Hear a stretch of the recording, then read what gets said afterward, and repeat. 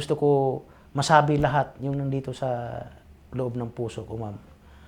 Miski ano man mangyari sa akin, miski bitayin man ako, pilit kong harapin yan, ma'am. Talagang gusto ko nang pagbayaran yan, ma'am. Pagbayaran ko yan. Nagkasala man ako ng tao, dapat bayaran ko yan, ma'am. Yan lang ang totoo ko, ma'am.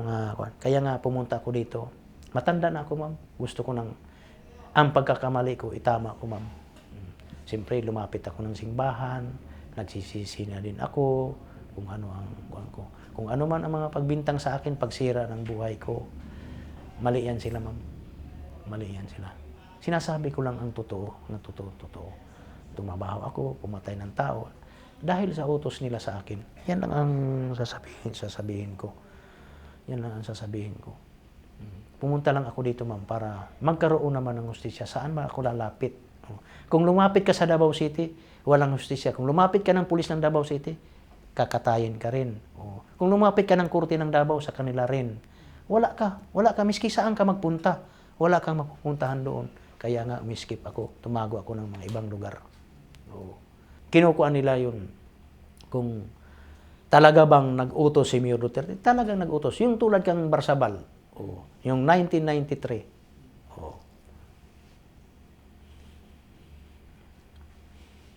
Pinatay namin si Barsabal. So, ang nagpinansyan, 4 nga mayor.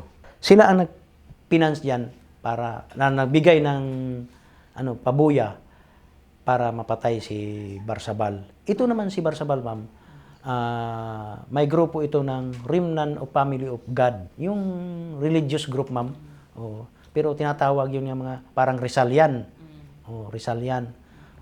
Ang trabaho naman ni galit ang mga mayor, kasi ito si Barsabal, ang mga tao niya, para siguro 7 barangay yung mga tao niya, nag-i-squat ng mga lupa, ma'am, para kuhanan nila, para kabuhayan nila.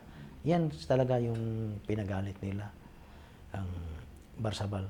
So, nahuli namin si Barsabal, hinabol muna namin doon sa Malita, Davao Oriental, Katiil, hindi na kita namin, ma'am. Dami kami. So, nagkataon nga pumunta siya sa Samal Island, doon na huli kay nandoon man ako, ma'am. So, tumawag na ako nga, tumawag ako sa Heinous Crime, mayroong mang radyo, sir, nandito na yung broker, sabi yan. Alam mo na yung broker, sign lang, call sign yan lang. Nandito na ang broker. Kay nagbo-broker man ako ng lupa. Nagbo-broker ako ng lupa. Walang lisensya, ma'am. Yung usap-usap lang ba? Usap-usap lang. Para magkapira lang. Para legal yan, ma'am. Legal yan. Yan, tumawag ako na ganyan. So pumunta naman sila. Pumunta sila mga 4 na sasakyan. So nakuha namin sa Kaputian. So nag-away pa nga kami ni Barsabal. Itong pa ako napilay kay Black Bilter man ito. Ito si Barsabal, Army yan, ma'am. Parang inagaw yung baril ko. Siyempre naman, marunong naman din ako. Na sapo ko rin din siya kay ginanyan ko ng 45 dito sa liig. Tinusok ko. Kaya ang gusto nila, ma'am, hindi man ipapatay. Buhay man. Buhay ang dadalahin. So, dinala namin sa Apo Gold, sa Matina, Gold Pros. Nandoon si Mayor naghihintay. Pagkatapos, inimbestiga niya, ikaw pala, ha? Tapos, hinampas niya ng Gold Pros. Naubos yung ngipin.